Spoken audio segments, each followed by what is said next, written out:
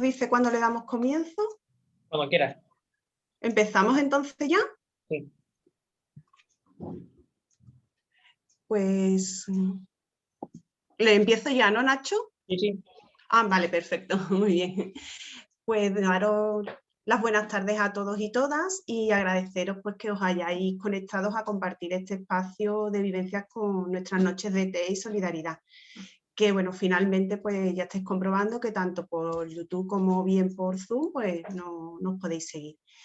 Estas noches de té y solidaridad hemos venido celebrándolas de forma presencial cada trimestre en nuestro centro Arrupe y ahora pues la estamos haciendo online también adaptándonos pues a estos momentos que estamos viviendo. Estas noches nacen como un espacio de encuentro y escucha de distintas realidades y culturas. Ya a lo largo de estos años pues han ido pasando personas que han dado su testimonio, bien migrantes, bien personas que trabajan con los migrantes, bien voluntarios Volpa, y siempre la hemos acompañado con una taza de té que nos recuerda pues a los rituales del té de tantas culturas dentro y fuera de nuestras fronteras. De esas realidades, pues hoy viene a hablarnos Marta Soto, una persona que es arquitecta, extremeña, voluntaria Entre Culturas, que se formó durante un año en el programa Volpa y que ha estado viviendo durante otro año en Arica, Chile, una zona fronteriza con Bolivia y Perú. Y ha estado trabajando con el SJM. Entonces ella viene pues a contarnos también toda esa experiencia de trabajo. Pero bueno, Marta, antes de comenzar a contarnos pues esa experiencia y ese año de convivencia en una zona fronteriza, con 3 culturas, 3 realidades, y nos gustaría pues, que nos contase qué es Entre Cultura, qué es Volpa, qué es el SJM. Y bueno, pues nada, cuéntanos. Hola, buenas tardes lo primero. Gracias a todos y a todas por estar aquí. Pues Entre Culturas es una organización que trabaja por el acceso a la educación y cree que es la educación la que va a producir la transformación social, ¿no? Los cambios sociales. Entonces, dentro de Entre Culturas hay un programa que es Volpa, que es Voluntariado Internacional Pedro Arrupe, que lo que hace es forma a personas de diferentes edades con inquietudes un poquito parecidas, ¿no? Pues en esta búsqueda de la justicia social, de la transformación de la sociedad, y forma un año a estas personas y luego otro año, un año o 2 años van a terreno, ¿no? En mi caso, pues estuve en Arica, en Chile, pero hay otros compañeros que han estado en otros países. Puede ser Latinoamérica, puede ser África, depende de los perfiles. Y bueno, el SJM. El SJM, el Servicio Jesuita Migrante, que es de la Compañía de Jesús, igual que Entre Culturas, y es una fundación que trabaja con personas migrantes y refugiadas. Entonces está sobre todo en Latinoamérica. Ah, muy bien. Pues también quisiera pues, que nos comentase qué te motivó a hacer este voluntariado internacional, por qué hacer un voluntariado internacional y por qué irte fuera de España también a ser voluntaria. Pues esto es una inquietud que venía desde hace mucho tiempo, ¿no? Yo siempre he intentado participar y ser una ciudadana activa. Y cuando terminé la carrera, esto empezó a crecer y estuve buscando pues cómo podría pues solventar estas inquietudes, ¿no? Buscando pues grupos que las tuvieran también o cómo esto podría ir un poquito a más, ¿no? Después de la carrera de arquitectura. Me encontré con Volpa y la verdad es que me gustó mucho el que tuviera un año de formación, ¿no? El irte a otro país pues con ciertas bases. Y yo buscaba una coherencia con mis valores y mi sentido de vida, ¿no? Y yo creo que ser voluntaria es como una forma de estar en el mundo, de comunicarte con los demás y también con el medio. Entonces, en esta búsqueda, pues, el conocer otras culturas, el tener una mente más global, el conocer otras realidades, pues eso tomé esa decisión, ¿no? de irme fuera de España para eso, para ampliar sobre todo el conocimiento y en busca de esa interculturalidad. Pues muy bien. Bueno, en este caso, Marta, te vamos a dar paso también para que nos puedas contar con más detalle pues, todas esas experiencias y esa realidad de confrontación cultural de esa zona fronteriza. Y sí recordar a todos los que estáis conectados pues, que podéis ir lanzando vuestras preguntas o bien en el chat de Zoom o bien a través de YouTube, que luego haremos un recopilatorio también de las preguntas y se las trasladaremos a Marta. Pues nada, Marta, te damos paso para que nos cuente tu Trifrontera, porque ese nombre y bueno, pues nada, Vale, ahí. pues vamos allá. Voy a compartir pantalla y me decís si se ve todo bien, si me seguís escuchando y todo. Ok, me veis y me escucháis, ¿cierto, Isa? Vale, Sí, sí, sí, perfecto. Se ve bien la presentación, todo correcto. genial. Pues vamos allá. Yo a esta presentación o a esta charla que vamos a tener ahora la he llamado la Trifrontera. La Trifrontera habla de una situación geográfica, pero yo hago también un juego de palabras con el subtítulo, ¿no? Migración, estallido y pandemia, que son las tres crisis o las tres situaciones que tuve que vivir yo durante mi estancia, ¿no? Y cómo las fronteras físicas al final se convierten en fronteras sociales. Entonces vamos a situarnos un poquito. Creo que todos más o menos situamos Chile. Quizás Arica no tanto, es una ciudad que yo no conocía antes de irme, así que supongo que el resto de gente que está aquí probablemente tampoco. Arica es una ciudad que se encuentra al norte de Chile. Chile es un país muy largo, muy extenso, y es una ciudad que está en el territorio trifrontera, como decía, con Perú y Bolivia, ¿no? Que se le llama a esta zona. Y es bastante característica esta zona porque hasta la Guerra del Pacífico pertenecía a Perú y a Bolivia, ¿no? Esto es característico porque la cultura que tienen y las tradiciones que tienen pues beben mucho de las culturas bolivianas y peruanas, ¿no? Están muy hermanados en ese sentido. Arica es una ciudad que tiene este aspecto, ¿no? Está en el desierto de Atacama, está a 18 kilómetros de Perú, y bueno, realmente la contraposición del mar con el desierto, ¿no? Y bueno, esto también pues provoca ciertas complicaciones a la hora de la migración que contaremos un poquito después. Ahora vamos a viajar al 18 de octubre. A ver, ahora. Al 18 de octubre, 4 días antes de que yo volara, 18 de octubre de 2019, empiezo a ver estos mensajes, ¿no? Cuando yo ya tenía mi vuelo, estaba haciendo la maleta. ¿Has visto lo que está pasando en Chile? ¿Vas a poder volar? ¿Es segura tu ciudad? Y empieza a haber llamadas, ¿no? Desde Entre Cultura, desde el SJM, para ver qué es lo que está pasando. Pero ¿qué estaba pasando en Chile? Pues en Chile, el 18 de octubre de 2019, hay una evasión masiva del metro por parte de los estudiantes. Esta evasión se organizaron los estudiantes por una subida de 30 pesos del ticket, ¿no? del billete de metro. ¿Qué provocó esto? Pues todo esto provocó que se cortaran las líneas de metro en la ciudad de Santiago de Chile, la capital de Chile. Es una ciudad de 8 millones de habitantes, entonces la gente salió de trabajar y no tenían cómo volver a casa, ¿no? Esto provocó que la gente se encontrara en las calles y empezara a comenzar a hablar de qué estaba pasando, por qué los estudiantes habían evadido el metro, empezaron a hablar de la subida del precio de la vida en Chile, de la desigualdad. Chile está dentro de los 10 países más desiguales del mundo, del desempleo, del endeudamiento de las familias, del encarecimiento de la educación, de todas estas cosas. Esto es un titular real. ¿Por qué explotó el país más tranquilo de Sudamérica? Yo antes de ir a Chile consideraba Chile un país estable, uno de los más tranquilos de Latinoamérica. Las noticias que nos llegaban aquí a España era que sobre el crecimiento económico de Chile, ¿no? Entonces la pregunta es, ¿explotó? ¿Qué es eso? ¿Por qué el estallido social, ¿no?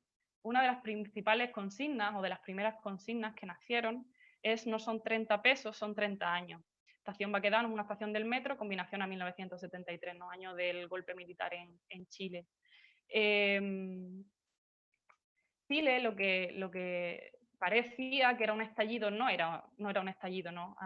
Estos son noticias del diario El País, de aquí de España, y vemos como desde 2008 se habían sucedido protestas, la gran mayoría de ellas encabezadas por los estudiantes, ¿no? Pero también protestas por las pensiones, protestas feministas muy fuertes, el movimiento feminista de los últimos años, el conflicto mapuche, que es un conflicto con un pueblo indígena que vive en el sur de Chile, ¿no? Entonces, realmente era un estallido, no, era años y años de injusticias, de abuso de abusos de poder, ¿no? De una desigualdad tremenda, de un encarecimiento de la vida en general. Lo que nació en Santiago de Chile, de repente empezó a extenderse por todo el país, ¿no? De punta a punta. Esto es Arica, que está al norte del todo, que es donde yo me encontraba, y bueno, hasta Punta Arenas, ¿no? Que es lo más sur, o la ciudad más al sur de Chile. Y este era el lema: Chile despertó, ¿no? Como que ya nos hemos cansado, estamos hartos, esto no se soporta, ¿no? No son 30 pesos del metro, son 30 años de injusticias, ¿no? De lo que gritaban era que la dignidad se haga costumbre, ¿no? Queremos vivir de forma más digna. Esto es Rotonda Tucapel, que es el símbolo de la protesta en Arica. Esta lucha o estas movilizaciones, este movimiento ciudadano era totalmente transversal, ¿no? En estas 4 imágenes podemos ver la transversalidad, tanto familias completas desde niños hasta abuelos, mamás, papás, todo el mundo, ¿no?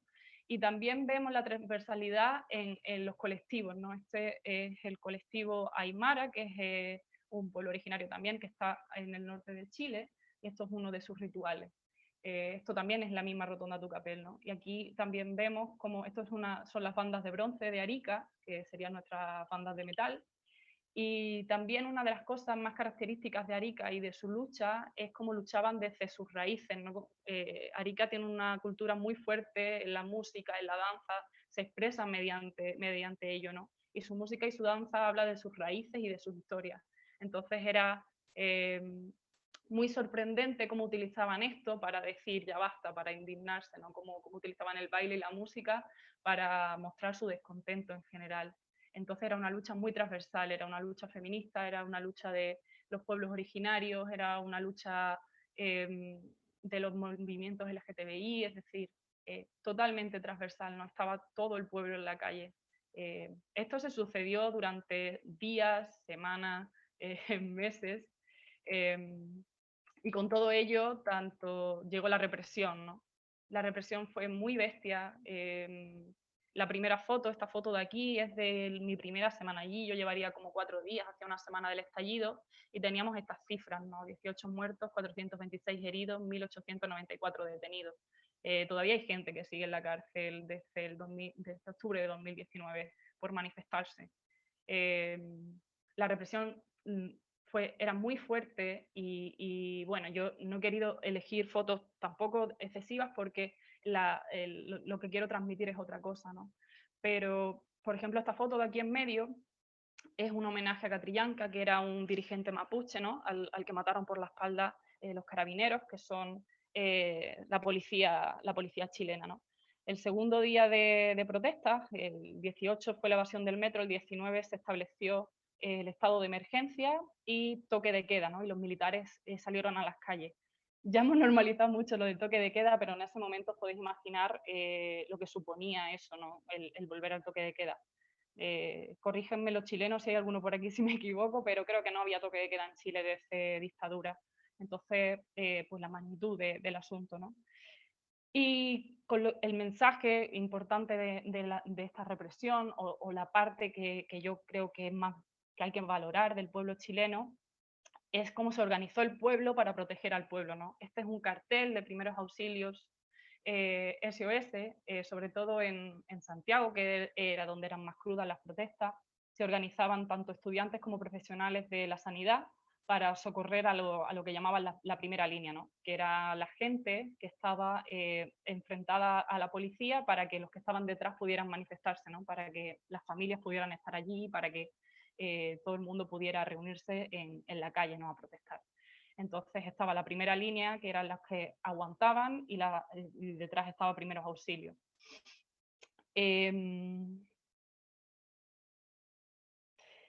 Este es un balance del Instituto Nacional de los Derechos Humanos a un año del 18 de octubre, ¿no? Esto es de 2020, para que veamos un poco las cifras oficiales, ¿no? Las que no son oficiales, pues no las sabe nadie, pero estos son cifras oficiales, ¿no? En un balance que hace el Instituto Nacional de Derechos Humanos, donde hay querellas por torturas, por abusos, por violaciones, por un montón de cosas, ¿no? Entonces, la magnitud del asunto era bastante grande. Esto se extendió por meses. Los meses más duros fueron octubre, noviembre, y cuando comenzó el verano pues bajó un poquito la intensidad.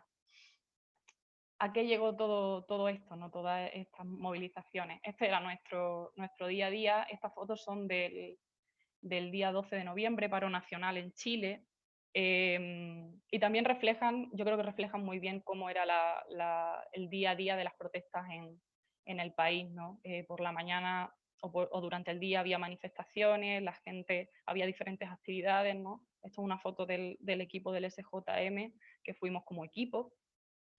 Y por la noche terminaba la manifestación en Rotonda Tucapel, que era el símbolo en Arica, y esta era la situación también que teníamos, ¿no? Sería la primera línea y lo que se ve detrás pues sería un poco el enfrentamiento. Este día fue uno de los días más difíciles para Arica. Arica la represión no era de las más complicadas, en Santiago era mucho más duro, ¿no? Y este día fue complicado porque aquí en esta esquinita había un supermercado donde estaban continuamente protegiéndolo, ¿no? Tanto militares como carabineros, era un fuerte, por así decirlo. Y un día llegamos y habían entrado a saquear el supermercado. Y fue muy extraño y todos decíamos, ¿cómo es posible si nunca dejaban entrar, ¿no? Durante semanas se intentó y no se pudo.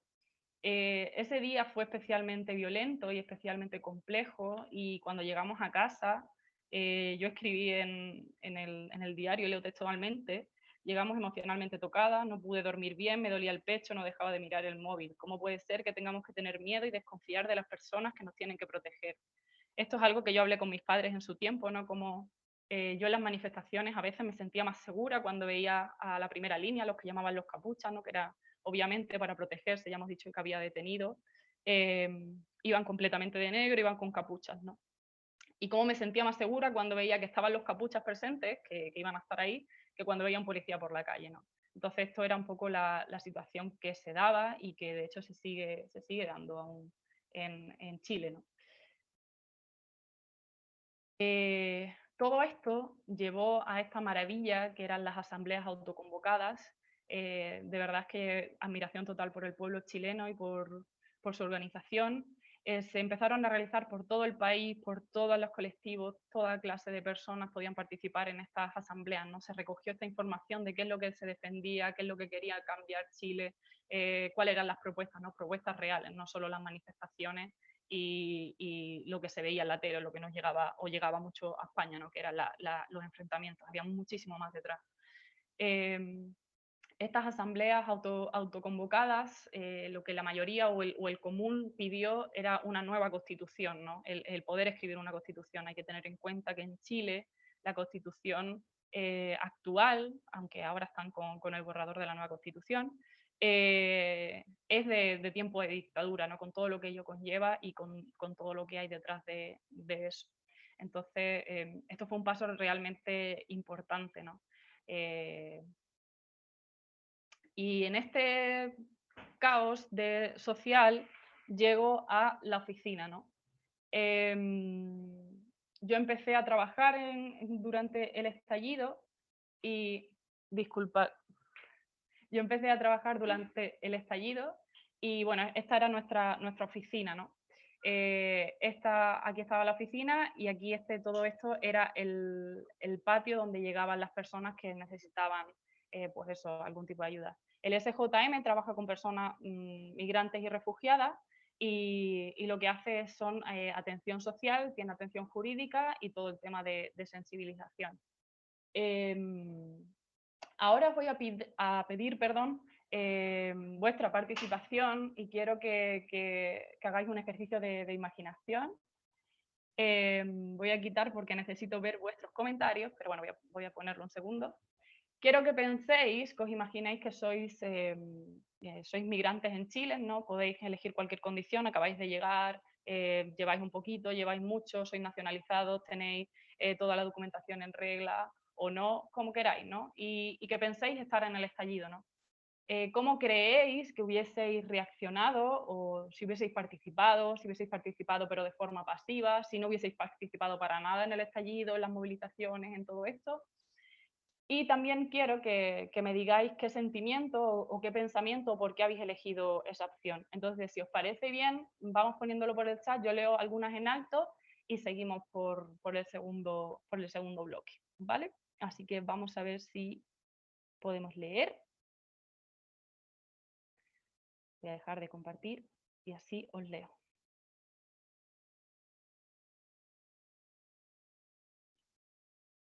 Sin miedo no hay respuestas correctas, no hay respuestas incorrectas, simplemente pues yo creo que participaría o yo creo que quizá me mantendría un poco al margen o creo que no participaría para nada, lo que queráis, ¿no? Ahí vemos un comentario, el miedo me hubiera paralizado, el temor a involucrarse.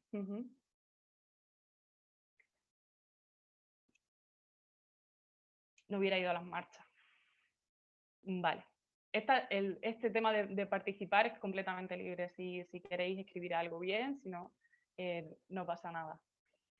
Me hubiera quedado a la espera. Sí, efectivamente, ese era un poco el sentimiento general, ¿no? Aquí yo participaría sin duda, viví en Chile y creo que es duro. Es tan duro que no puedes dejar que pase por ti. Intentaría involucrarme, pero quizás por miedo, de una forma indirecta. Participaría, pero seguramente me daría miedo a la vez. Sí, efectivamente, esto era un poco lo que sucedía, ¿no? Las personas migrantes tenían un doble miedo, ¿no? Por las personas que todavía no tenían sus documentos o que se encontraban de forma irregular tenían un miedo. Iría a la marcha, pero con miedo, sí. Muchas gracias a todos los que habéis participado. Vale, vamos a seguir por aquí. Como he dicho, mucho lo que pasaba es que muchas personas migrantes efectivamente tenían miedo, ¿no? a participar en las marchas o a involucrarse por temor a ser detenido y a todo lo que ello pudiera suponer. Disculpa, ¿Os Marta, estoy resaltando? no estás compartiendo la presentación, no sé. Vale.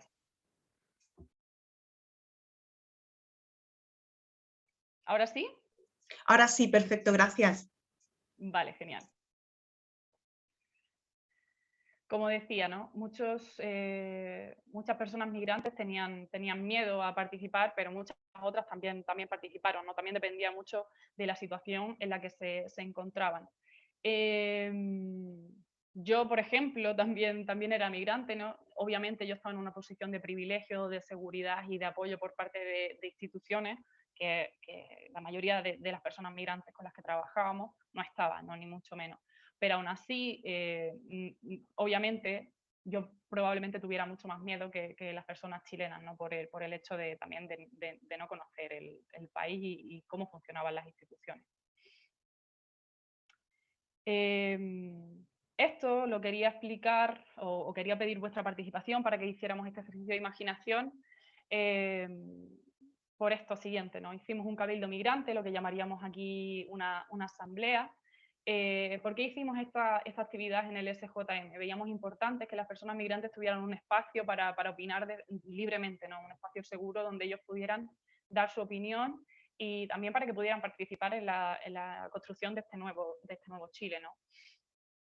Fue muy interesante porque, como muchos habéis dicho, muchos reflejaron el miedo. También tenemos que tener en cuenta que muchos de ellos venían de países donde venían huyendo de cosas como estas, ¿no? de las violencias, de las manifestaciones, obviamente no al mismo nivel, pero a ellos les recordaba un poco a lo que habían tenido que vivir, ¿no? Entonces ese miedo pues era, pero sorprendentemente todos estaban de acuerdo con lo que se defendía, ¿no? Y todos querían apoyar pues esto, una nueva constitución que cambiara la realidad de Chile y la realidad que iban a vivir sus familias a futuro, ¿no? Porque al final ellos eran parte de la construcción de este nuevo Chile.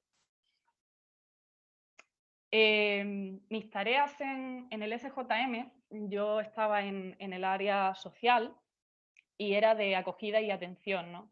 Lo que hacíamos allí era acoger a la gente que venía llegando, tanto a las personas que ya vivían en Arica y tenían cualquier tipo de duda, tanto en su documentación, en educación, en salud, para sus hijos, lo que sea, y personas que venían llegando, ¿no? Que esa misma noche cruzaban el desierto y por la mañana llegaban a nuestra oficina, ¿no? Personas que venían con niños, con sus familias, con todas, bueno, con las cosas que podrían cargar y nosotros pues nos teníamos que encargar de ver que tuvieran sus necesidades básicas cubiertas, ¿no? Sobre todo cuando viajaban con menores.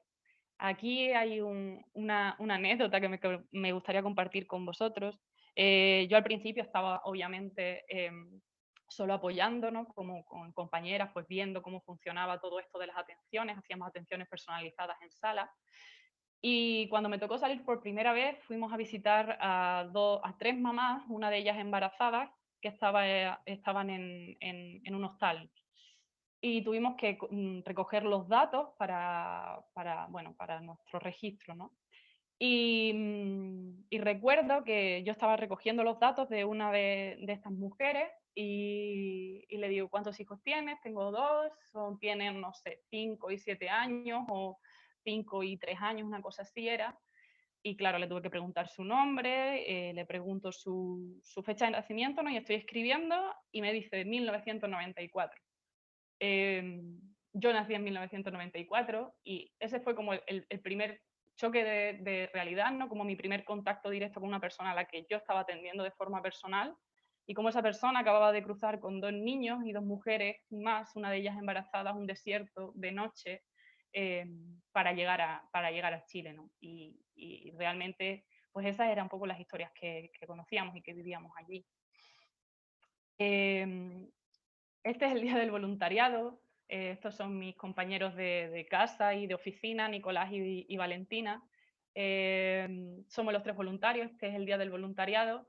Y bueno, también la importancia de los voluntarios en el servicio jesuita migrantes, ¿no? Y también bueno, también como veis, de lo bien que nos cuidaban allí. Además, aquí están representadas las tres áreas del servicio jesuita migrantes. Nico trabajaba en el área jurídica, que defendía pues todos los casos a nivel jurídico, nunca mejor dicho. Valentina trabajaba en educación e interculturalidad, todo el tema de colegios y de charlas de sensibilización, y yo en medio que atendía hacia atención social. Arica, al ser ciudad fronteriza y tener un carácter tan potente de migración, ¿no? De migración tanto sobre todo irregular por el tema del cruce de frontera, también regular porque tanto Bolivia como Perú, muchas personas de esos países van y vienen por trabajo. Tenía muchas organizaciones que trabajaban con migrantes y refugiados, ¿no? Y la verdad es que este trabajo en red era fundamental para hacer derivaciones y para ver cómo, según los casos, cómo podíamos atender a las personas que iban llegando a Arica. Este es el equipo SJM al completo. Bueno, los voluntarios ya no estamos, pero los demás sí. Ahí podéis ver a todo lo que era mi equipo. Me parecía importante que salieran en esta presentación. Y bueno, tras contaros esta historia, como las historias que escuchábamos en las salas eran bastante duras, bastante difíciles, había días que emocionalmente era complicado gestionarlo. Entonces yo quería poner un punto como destacado de este momento, ¿no? Para mí Navidad fue muy importante, un momento muy importante, por lo que pongo ahí, compartir desde la alegría. Para mí me parece fundamental, ¿no? Porque fue la primera vez que vi a las personas, a los usuarios con los que trabajábamos fuera de esa sala, ¿no? En esa sala se someten a una victimización muy, muy potente porque ellos te cuentan su historia muchas veces desde que salen de sus países hasta que llegan, ¿no? Y todo lo que sufren por el camino, y a veces son historias realmente, realmente fuertes, ¿no? Y sacarles de esa sala y compartir con ellos en eso, en un ambiente festivo, el comer, el bailar, el cantar, ¿no? Al final acabamos bailando cumbia ese día. Para mí fue muy importante, ¿no? Para ver a las personas como completas, íntegras, ¿no? Como para ver todos sus aspectos, para leerlos como eso, ¿no? Como una persona mucho más compleja de lo que vemos en las salas, ¿no? Y para sacarlos también de ese papel de usuario y hacer esa relación muchísimo más horizontal, ¿no? Entonces, para mí, ese día fue fundamental, vamos, en general, todas las actividades que hicimos durante la Navidad. Otra de esas actividades, esto es del martes de Chaya, una de las cosas más importantes del SJM es la interculturalidad, obviamente, ¿no? Como el intentar abarcar o mostrar o visibilizar todas las culturas, tanto las chilenas, ¿no? Todos los pueblos originarios, esto es una tradición aymara, pero pues, todo tipo de etnias, ¿no? Los quechuas, los aymaras, mapuche, personas de otros países, ¿no? Bolivia, Colombia, Perú, bueno, todos, ¿no?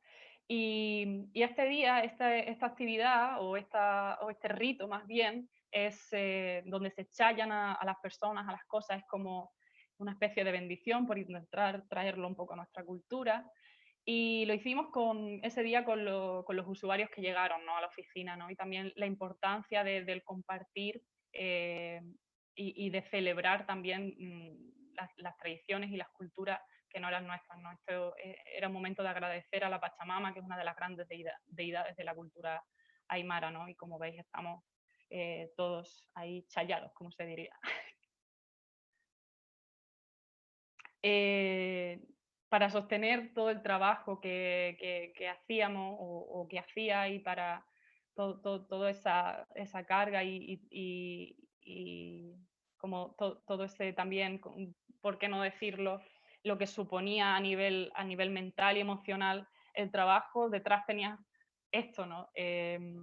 Una de las cosas que nos decían en Volpa antes de irnos es que nos teníamos que sentir queridos para poder realizar un buen trabajo, ¿no? Y yo creo que es fundamental, ¿no? Y yo creo que este año nos hemos dado cuenta que tenemos que estar bien para poder ayudar a otros, ¿no?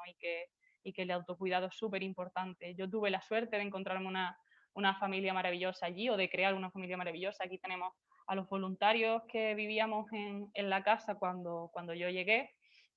Y bueno, tuve la suerte de encontrar un gimnasio de escalada. Yo ni siquiera escalaba, yo iba solo a ver a los chiquillos. Y era curioso porque la mitad del gimnasio éramos europeos, ¿no? Entonces en todas estas fotos hay como 6, 7 nacionalidades, ¿no? Esto es un viaje que hicieron desde Bolivia. Ella es Madi, que era mi compañera voluntaria en Bolivia, y vinieron a vernos. Entonces también como esa interculturalidad es transversal a toda tu vida, ¿no? Y como de repente te estás encontrando con personas completamente diferentes y eso también lo compartes en tu día a día y a nivel personal. En febrero vinieron a visitarme también mi familia, cosa que para mí fue un momento muy importante porque al final estaba compartiendo con ellos mis vivencias, lo que yo era en ese momento, ¿no?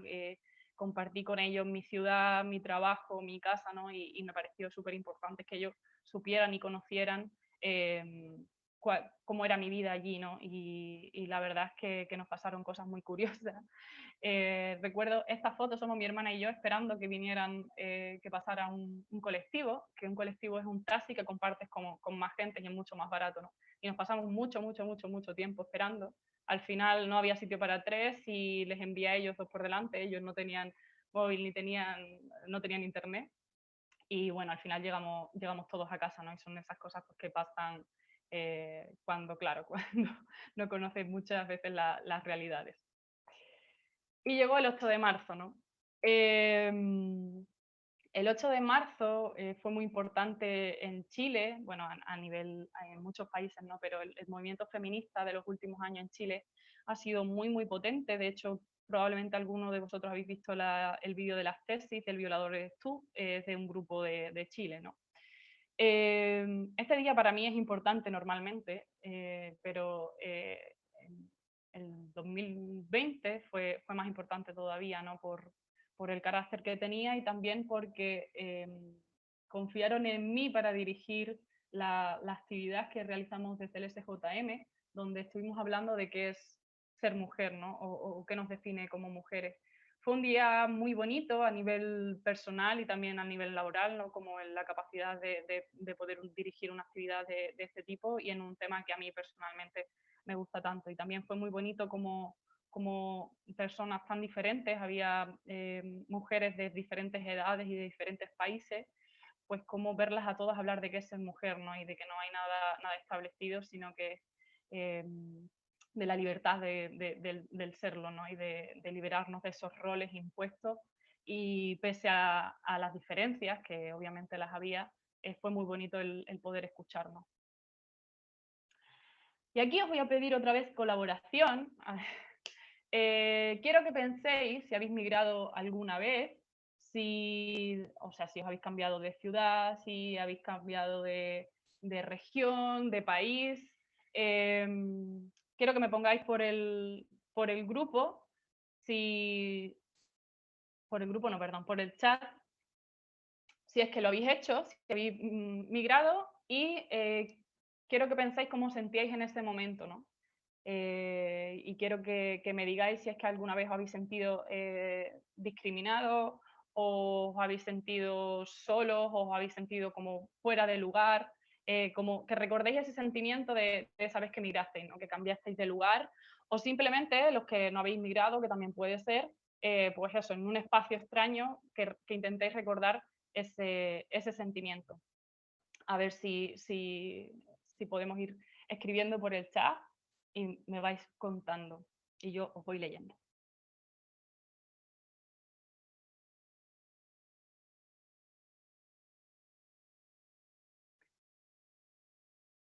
Como siempre,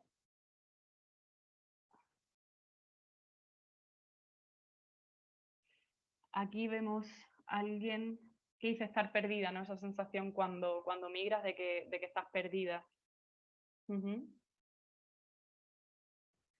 Puede ser, si no habéis migrado, eso, cualquier espacio donde estuvierais por primera vez, o algún sitio donde no hubieseis ido nunca. Fue emocionante, pero raro.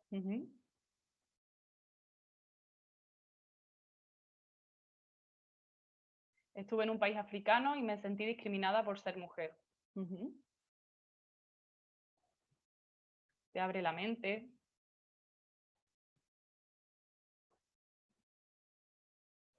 No conseguir comunicarte por barreras lingüísticas y culturales. Esto es curioso porque Chile, que es un país en el que hablamos el mismo idioma, yo recuerdo el primer día, en la primera comida, no entender absolutamente nada. Yo sentarme allí a comer y literalmente no entenderlo. O sea, yo solo entendía cuando se dirigían directamente a mí con una pregunta así como directa, de sí o no casi, y el resto de la conversación digo, ¿cómo es posible que no pueda entenderlo? Y sí pasa, ¿no? Por todos los modismos que tienen los países latinos, igual que a ellos con nosotros le pasa lo mismo. Aquí decir, extrañada pero con ganas de buscar encuentro, aprendí a observar, mucho miedo pero mucha ilusión. Vale. Pues gracias de nuevo por compartir. Aquí viví en Francia, recuerdo querer socializar más rápido con la gente local que lo que sentía socializar conmigo. Yo tenía la necesidad de crear vínculos. Sí, es súper importante el crear vínculos cuando estás fuera de tu casa, ¿no? El crear tu propia familia cuando no estás ahí. Pues con todo esto, una vez más, las preguntas intento que tengan un porqué. A lo que quería llegar con estas preguntas es a esta frase que también lo decimos mucho en el SJM de que todos somos migrantes, ¿no? Si somos capaces de darnos cuenta de que todos hemos estado en esa posición de vulnerabilidad alguna vez, ¿no? De sentirnos diferentes, de sentirnos discriminados. Darme un segundo porque voy a poner la cámara que antes me habéis dicho que la ponga, que preferís verme. Ahora sí. Como iba diciendo, ¿no? El poder empatizar con ese sentimiento, el ponernos en la piel de otra persona, nos hace acercarnos a personas migrantes o a cualquier persona que sea diferente de otra manera, ¿no? El entender que todos hemos estado en esa posición o que todos podemos estar en esa posición en algún momento, ¿no? Yo creo que eso acerca mucho y rompe muchas fronteras, ¿no? Entonces, esa sensación de que todo el mundo somos migrantes y además migrar es un derecho humano y es algo que ha hecho el ser humano durante toda su vida, ¿no? Si nosotros no somos migrantes, probablemente tenemos antepasados que sí lo son. Y si nos vamos muy, muy, muy atrás, pues nos daremos cuenta que eso, ¿no? Que todos somos migrantes y que es intrínseco, es una necesidad intrínseca al ser humano. Por último, vamos al tercer bloque, que no por ello menos importante, el mundo se paró. Es una afirmación muy rotunda porque primero lo que separó básicamente fue el norte, el hemisferio norte sobre todo al principio, porque a Latinoamérica y a África llegó un poquito después. Pero nos llegó, ¿no? Nos llegó a todos al final. Yo recuerdo que España se confinó y nos llamaron, ¿no? Nos llegó una llamada de Entre Culturas y nos dijeron, hay que confinarse, os tenéis que meter en vuestras casas hasta próximo aviso, ¿no? Nos fuimos de teletrabajo y volvió a llegar una llamada. Van a cerrar fronteras, no sabemos si dentro de una semana podréis volver, recomendamos que volváis, pero la decisión de iros o quedaros es vuestra. Y yo me sentía un poco como estos muñequitos de aquí, ¿no? Sentimiento A, sentimiento B, sentimiento C, todos juntos. Un montón de sentimientos muy diferentes, muy diversos y sentirlos todos juntos, ¿no? De repente te llaman y te dicen, creemos que lo mejor es que vuelvas. Yo recuerdo ese día y la verdad es que me resulta difícil, ¿no? Yo recuerdo llamar a mis padres en un estado emocional bastante complejo, ¿no? Muy alterada, por así decirlo, y mis padres, obviamente, con una preocupación tremenda por todo lo que estaba pasando en España, por lo que estaban viendo en Italia también, decirme, Marta, vente, o sea, vuelve a casa. Hablé con muchas personas ese día, con muchas personas, y llamé a mis padres y les dije que me quedaba. Entonces, pues aparece todo esto, ¿no? ¿Cómo decides si quedarte o irte en una situación así? ¿Qué papel tenemos los voluntarios en una crisis sanitaria de este nivel? ¿Cómo mantienes las motivaciones? ¿O siguen siendo las mismas? ¿O seguirán siendo las mismas si están en teletrabajo, no? Imaginábamos que eran 2 semanas y acabaron siendo meses, ¿no? Bueno, todavía estamos ahí. Y también, y no por ello menos importante, última, ¿cómo explicar a la familia que decides quedarte a miles de kilómetros de casa? Yo todo esto me lo pregunté en su momento y no hay respuestas verdaderas, o sea, correctas o incorrectas. Y la decisión que yo tomé me valía a mí personalmente, pero los demás voluntarios, cada uno tomó una decisión según su propio criterio, ¿no? Yo decidí quedarme porque en ese momento sentía que era lo que tenía que hacer. Yo lo decía, mi corazón está tranquilo aquí y creo que mis motivaciones siguen igual de fuertes, ¿no? Yo tengo claro a lo que he venido, tengo claro que sigo teniendo un papel importante aquí, que puedo aportar, que creo que voy a aportar mucho más desde aquí que desde mi casa. Y si mi familia me apoya y si el SJM y Entre Culturas me apoya, decido quedarme aquí. Yo les digo esto a mis padres, papá, mamá, hermana, tita, porque las conversaciones eran con toda la familia, me voy a quedar en Chile, ¿no? Y a mí una de las cosas que más me tranquilizó es que una vez que yo dije que me quedaba, mi familia jamás me dijo, creemos que es mala idea o vente, ¿no? Yo les dije, necesito vuestro apoyo para poder quedarme, solo me voy a quedar si estáis, si me vais a apoyar en esto. Y obviamente mis padres, tengo una suerte maravillosa y me apoyaron y me llamaron semanalmente para ver que todo estuviera correcto. Lo que sentíamos en ese momento era un poco esto, ¿no? Estos son unos dibujos que a mí me encantan, cerebro y corazón, y aquí van pasando por muchas cosas que les están pasando, ¿no? Y el corazón siempre dice, las cosas mejorarán, ¿no? Todo irá mejor. Esto era un poco la sensación que teníamos, sobre todo al principio. Yo durante la pandemia, antes de pandemia, empecé a vivir sola y durante la pandemia se vino este personaje que está aquí a vivir a casa, en Nico, al que yo llamo mi hermano chileno, y éramos mucho como cerebro y corazón, ¿no? Nos íbamos turnando el día para ver quién era quién, pero, pero éramos muy así, ¿no? Y bueno, también era verdad que al principio pues pensábamos que esto iba para muy poquito. ¿Qué supuso esto en el trabajo? Pues todos conocéis cómo funciona el teletrabajo, todos sabéis cómo va, ¿no? Trabajo virtual, para mí el apoyo del equipo fue fundamental. Aquí hubo también un cambio de tareas eh, y bueno, nosotros nos reuníamos todos los lunes para ver cómo estábamos, ese apoyo fue bastante fundamental. Yo una de las cosas que más digo de mi experiencia y una de las grandes frases también Volpa es ver en las amenazas una oportunidad. Yo gracias a la pandemia y tampoco idealizándolo ni mucho menos, pude conocer al SJM Chile, ¿no? Esto es mucha gente de otras oficinas con las que trabajamos, ¿no? Empezamos a trabajar de forma nacional, ¿no? Por equipo. Yo trabajé con el equipo de educación y sensibilización y con el social, ¿no? Y conocí a personas pues maravillosas y esto sin la pandemia pues no hubiese pasado, ¿no? Y una vez más no es por idealizar, pero sí que es verdad que eso, es ver las oportunidades y ver el lado positivo en lo que pasa, ¿no? Porque cosas siempre nos van a pasar a lo largo de nuestra vida. Como digo, mis tareas cambiaron un poquito. Seguía atendiendo haciendo la atención social a personas migrantes, ¿no? Y refugiadas, a todos los que tuvieran dudas, pero ahora lo hacíamos a través de una aplicación Migrab. Yo estaba al otro lado del ordenador respondiendo pues, todo tipo de consultas, ¿no? Llegó un punto que ahí pongo los 3 peores meses de la pandemia y las consultas que atendimos solo en la oficina de Arica, ¿no? La oficina más grande obviamente era la de Santiago, pero también en comparación a todas las consultas del 2020, ¿no? Para que nos hagamos una idea de la magnitud. En Arica estábamos 2 personas por las mañanas atendiendo. En mayo fue el mes más duro porque fue el mes de la ayuda humanitaria.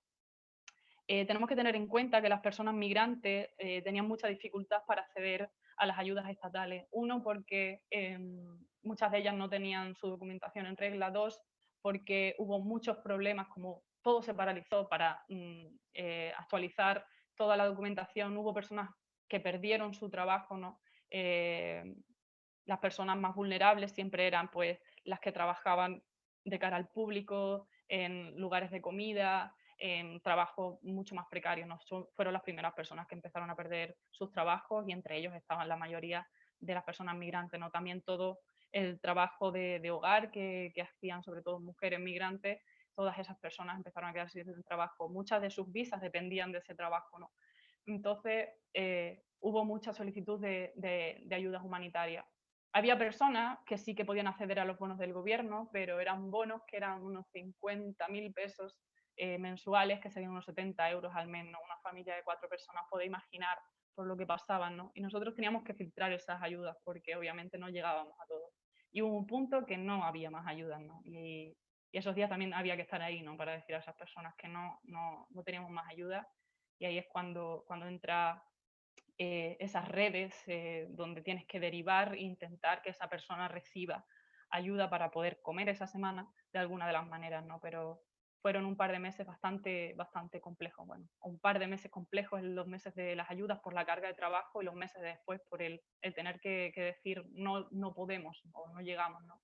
Y también fue muy importante este año el darte cuenta de eso, no somos superhéroes, no podemos llegar a todo el mundo, vamos a dar siempre lo máximo de nosotros, pero no nos podemos cargar el mundo a las espaldas, ¿no? Y también había que saber diferenciar el trabajo y saber cuándo cortar, y más estando en teletrabajo, ¿no? Era muy complejo a nivel mental. Por eso, ¿no? Por las situaciones familiares que se daban y que teníamos que escuchar, ¿no? Y el tener que decir, lo siento, pero no llegamos. Estas son ayudas de alimentación que dimos. Esto ya es como llevamos 4 o 5 meses de pandemia y bueno, estuvimos entregando unas cajas a las organizaciones, a los colectivos que estaban en Arica, ¿no? Pero hubo un momento pues que esto era lo único que recibían, ¿no? La caja de alimentación. Por otro lado, yo estaba en el área de educación e interculturalidad y lo que hacíamos es dábamos charlas y capacitaciones a diferentes colectivos que trabajaban con personas migrantes, tanto públicos como privados, ¿no? Pues trabajamos con gente de la salud, de la educación, gente que trabajaba en campamentos de las municipalidades, que son como nuestros ayuntamientos, y también con empresas, ¿no? Para favorecer la integración de todas las personas migrantes, ¿no? Y para favorecer como la comunicación intercultural. Aquí en concreto estamos hablando, somos iguales o diferentes, las razas no existen, lo que existe es el racismo, ¿no? Y esto era muy importante hablar de esto porque durante la pandemia se empezaron a ver casos como estos, ¿no? De periódicos que utilizaban imágenes de migrantes para denunciar los contagios o para decir, mira, la migración irregular, como decía Sebastián Piñera, ¿no? Hay que proteger las fronteras porque la inmigración ilegal, dijo, hay que recordar que las personas no son ilegales, pueden estar en situación irregular, pero no son ilegales. Eso, ¿no? Como que era el peligro. Y aquí yo quiero recalcar algo que es importante. A Latinoamérica, coronavirus llegó por avión y llegó desde las clases más altas, ¿no? Desde las clases más privilegiadas chilenas, ¿no? Lo trajeron de Europa y lo trajeron de Dubái. Se hizo una tremenda persecución a colectivos migrantes cuando salían brotes en algunas de sus poblaciones, y jamás se hizo eso con las clases altas, ¿no? Y aquí volvemos a eso de lo que no nos molesta tanto de dónde sean, sino el dinero que tengan, ¿no? Y eso se dio mucho y lo vimos mucho en pandemia. Otro de los grandes dramas durante la pandemia fue el tráfico de personas, sobre todo en Arica, en nuestra frontera.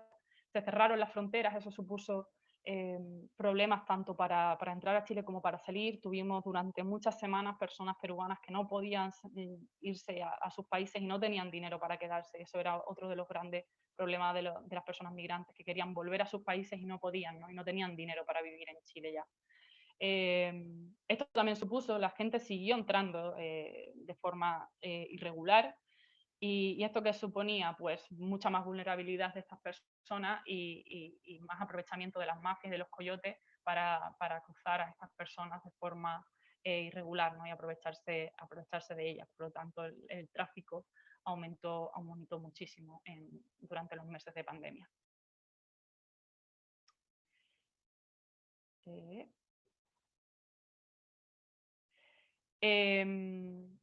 Cuando las ayudas ya no daban, cuando no teníamos más ayudas económicas, se crearon los comedores sociales, ¿no? Algunos empezaron a principio de pandemia, pero nosotros empezamos con un comedor social. Estos son 2 comedores.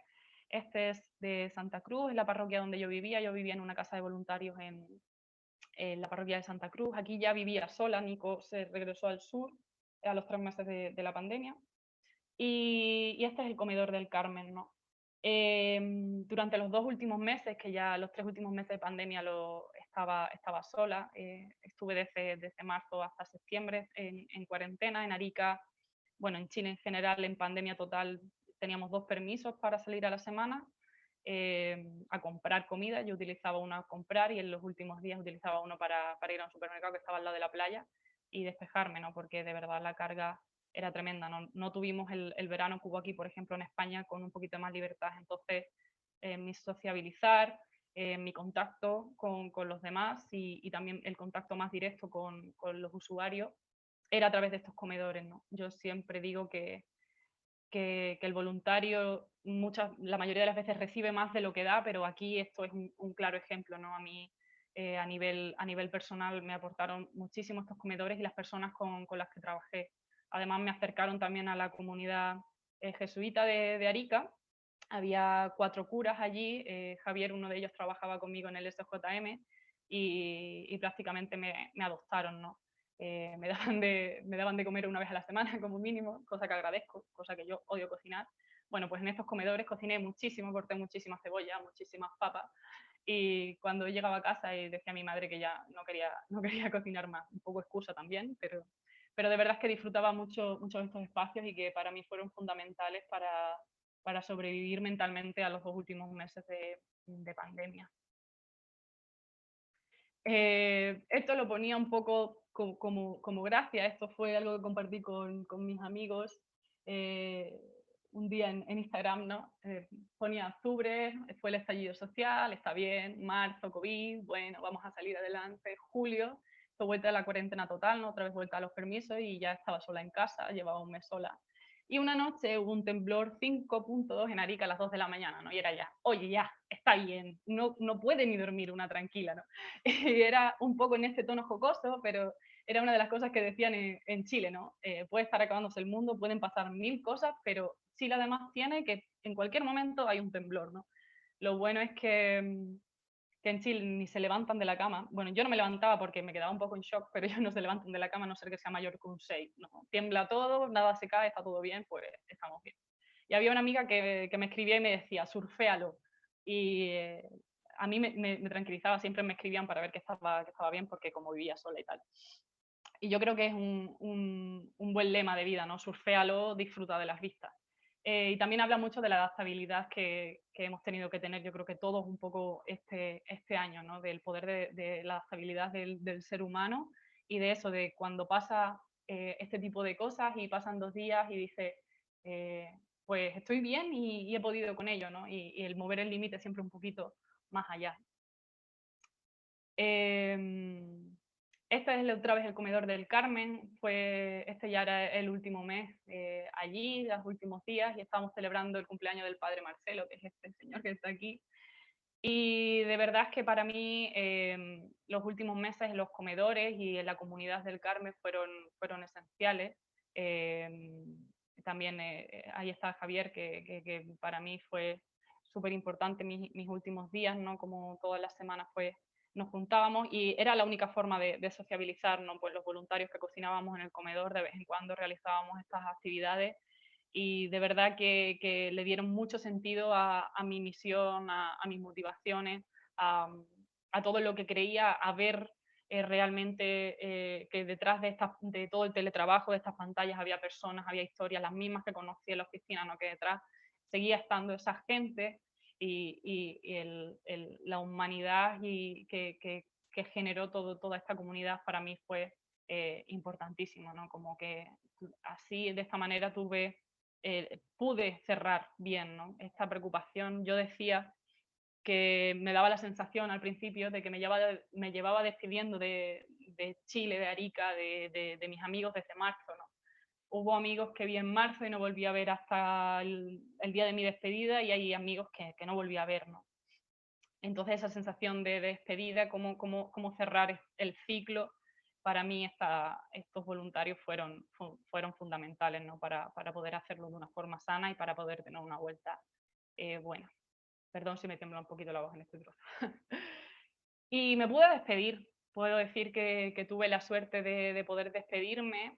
Aquí las personas que fueron esenciales para mí durante mi año, mis amigos pues, del gimnasio, ¿no? de todas las aventuras, Javier y Vale, que durante el último mes fueron mi apoyo y mis relaciones sociales, ¿no?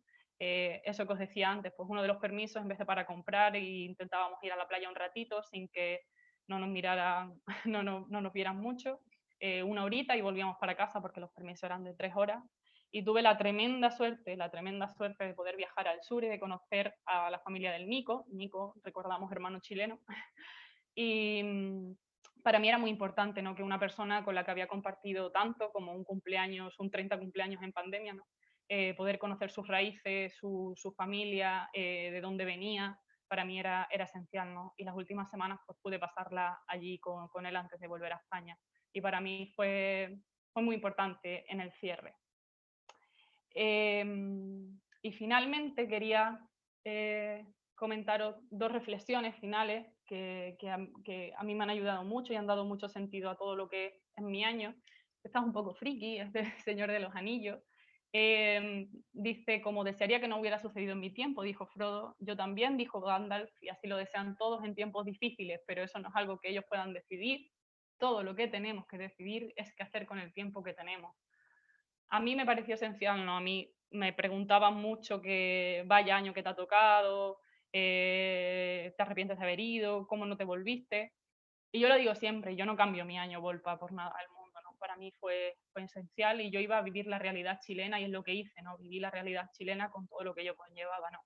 Y todos los aprendizajes de este año, todo lo que os he contado ha aportado algo y ahora soy quien soy gracias a ello, ¿no? Y yo estoy muy contenta con mi año, también con las oportunidades que me ha dado las personas que he podido conocer, gracias a todo lo que ha pasado, ¿no? Y todas las vivencias que he podido vivir. Ahora voy a volver a leer textualmente, uno de los últimos textos que escribí decía, volveremos a abrazarnos para despedirnos o para encontrarnos, pero eso es lo de menos, porque si nos abrazamos es porque nos hemos querido y hemos compartido el tiempo que se nos dio, y eso siempre formará parte de nosotros. Y a mí esto es lo que realmente me ayudó a cerrar, ¿no? El decir, todas las personas que he conocido, todo lo que he compartido ha sido real, ¿no? Y ha sido en el tiempo, y he hecho todo lo que he podido en el tiempo que he tenido, ¿no? Y he dado mi yo más sincero y creo que he recibido también mucho. Entonces, para finalizar, antes de las preguntas, otra ilustración, disculpen, en mi esperanza no la puedo hacer entrar en razón. Para mí es fundamental, y lo he dicho antes, la lucha por la justicia social, por la transformación, por cambiar el mundo, tiene que venir de esto, ¿no? De la esperanza, de los colores, del movimiento, de la alegría. Hay que indignarse, hay que criticar, hay que gritar, sí, hay que hacer todo eso, ¿no? Y hay que denunciar lo que está mal y hay que hacerlo. Pero yo creo que en el fondo tiene que nacer de la alegría, de la esperanza, del compartir con los demás, del luchar en conjunto, ¿no? De apoyarnos en los otros y eso, ¿no? Desde la esperanza más pura y dura. Y nada más, ya paro, sé que ha sido muy largo, muy intenso, pero ha sido igual que mi año, muy, muy intenso. Espero que de verdad os haya podido transmitir un poquito de lo que viví y un poquito de mis aprendizajes. Y bueno, pues cualquier pregunta que queráis hacerme, yo ya voy a dejar de compartir y os escucho a vosotros y a vosotras. Eso es, Marta. Bueno, darte las gracias, eso primero, muy bien, toda tu presentación, y animar pues a los que estáis participando que le lancéis las preguntas a través del chat o si preferís por YouTube. Sí que es verdad que por el chat va in situ, por lo cual os animo a que le preguntéis. Vamos a aprovechar a que tenemos esta oportunidad de que nos cuente Marta. Preguntar sin miedo. Mira, ya empiezan a haber aquí preguntas. Tienes por aquí. A ver, si pudieses quedarte con 3 momentos, experiencias de tu año, pues creo que he hablado de casi de todas, menos de una.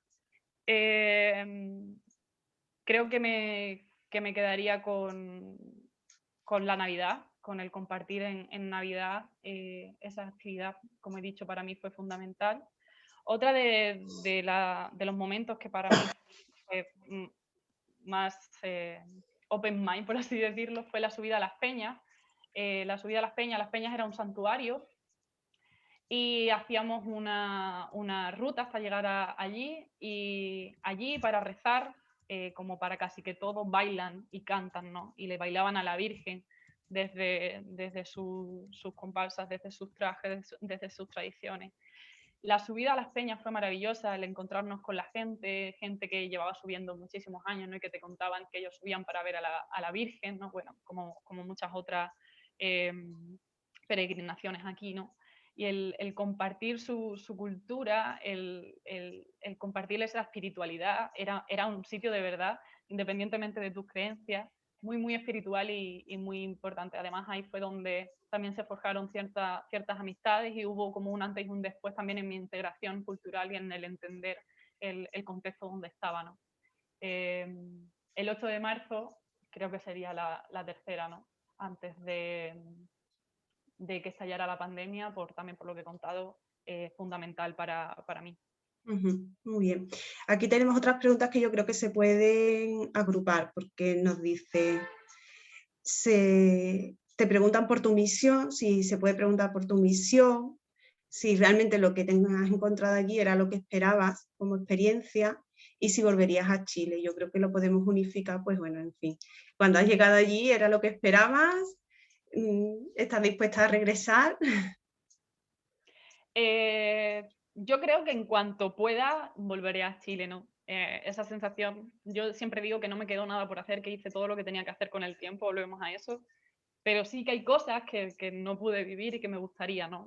Hacerlo. Además, creo que me encantaría poder volver a recorrer ciertos lugares. No sé cuándo se podrá dar, pero me encantaría volver. No era lo que esperaba, para nada, obviamente, no me esperaba un estallido social, no me esperaba una pandemia, no me esperaba muchas cosas, ¿no? Pero eso está bien. Yo creo que todo, una vez más, ¿no? Todo lo que aprendí gracias al no esperarme esas cosas y ese crecimiento y cómo tuve que enfrentar esas frustraciones me hicieron crecer muchísimo, ¿no? Y a eso vamos también, a encontrarnos con realidades que son diferentes. Si fuera todo lo que esperábamos, perdería parte de eso, ¿no? Del encuentro y del trabajar la interculturalidad con otras culturas. Vale, la redundancia. Nos preguntan por aquí que si sientes que te has quitado estereotipos y capas, es decir, que te has liberado de... ¿Y cuáles han sido esos estereotipos de los cuales te has sentido libre? Pues sí, obviamente yo creo que se rompieron fronteras, ¿no? Y bueno, estereotipos y prejuicios, pues muchos. Yo creo que todos los tenemos, tanto... Creo que somos una sociedad que somos todos machistas, racistas y todo lo que podamos construir en ese sentido, porque hemos nacido en ella, no tenemos que deconstruirnos, por así decirlo, ¿no? Y cada día aprendemos un poquito de eso, ¿no? Eh, Como he dicho, cuando llegó la Navidad aprendí como a esta sensación de la lástima hacia las otras personas cuando te cuentan historias tan fuertes, ¿no? De quitarles eso, ¿no? Es parte de su vida, pero no es la persona. Y eso es muy importante, el darse cuenta, ¿no? Tampoco de imponer nuestras ideas en el 8 de marzo, también importante, ¿no? Como la perspectiva tiene que ver mucho con tu contexto, ¿no? Con lo que vives y con tu realidad, ¿no? Entonces no imponer como mi visión porque yo vengo de un contexto muy diferente al de otras personas, ¿no? Entonces ahí también se rompieron, la verdad es que muchas barreras. Muy bien. Aquí parece que nos preguntan Volpas, porque nos dicen, Volpa es una preparación previa, estancia, vuelta. ¿Cómo te sientes en el regreso? Y creo que lo podemos enlazar perfectamente con otra pregunta que nos hacen por aquí, otro Volpa. Si ¿cómo aplica el ser Volpa también en ese aprendizaje a tu vida en España?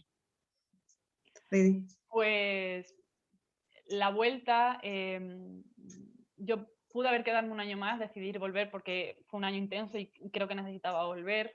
La vuelta fue muy confusa, yo creo que las 2 primeras semanas me sentí muy fuera de lugar, pero la verdad es que en casa le entendieron perfectamente lo que era eso, ¿no? Yo creo que no he hablado de mi experiencia hasta este momento, ¿no? Me costó mucho el ponerme, el sentarme a escribir y hablar, me costó mucho enfrentarme a eso y, y la verdad es que no fue tan difícil, o para mí la adaptación ha sido bastante buena, aunque suene extraño también por lo que hemos vivido en conjunto el mundo, ¿no?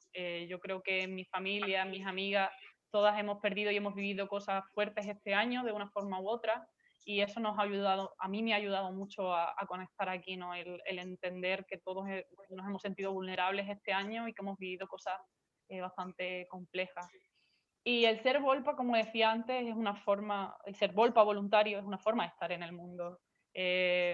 Ya a tus actitudes, a tus pensamientos, a tus actos, le haces una lectura desde eso, ¿no? Desde el Volpa y desde esa formación que tenemos, ¿no? De ser conscientes de cómo el yo involucra mucho más allá, no va mucho más allá del yo, sino que todo lo que tú haces repercute a la sociedad y al medio.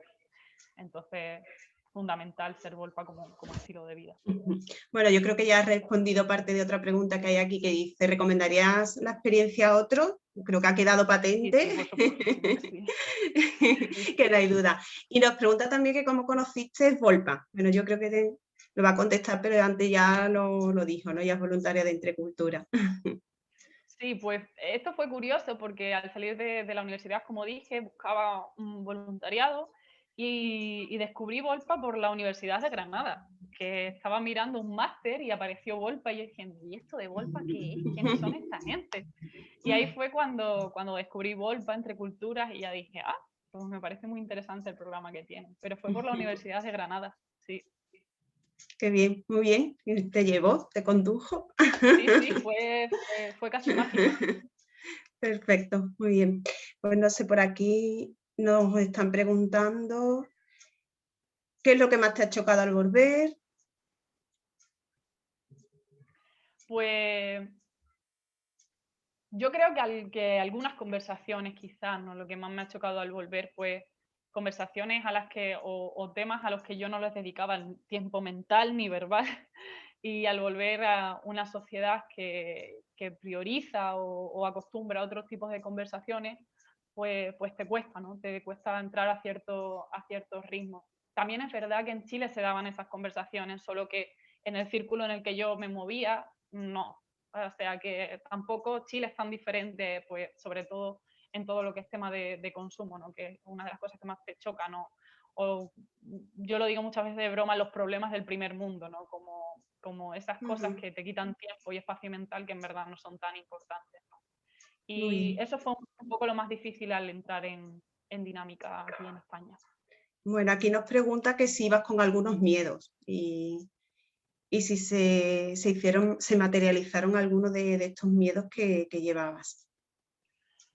Pues sí, sí que iba con algunos miedos, ¿no? Los típicos de no sabes cómo te vas a integrar. Bueno, yo soy una persona que, los que me conozcan, soy bastante extrovertida y no tengo problemas de sociabilizar, y aún así es una cosa que a mí me da miedo, ¿no? Como decir, el no crear tus vínculos, el no sentirte como parte de, para mí el pertenecer es muy importante, ¿no? Yo soy alguien que se arraiga mucho, por ejemplo, a su tierra, a su familia.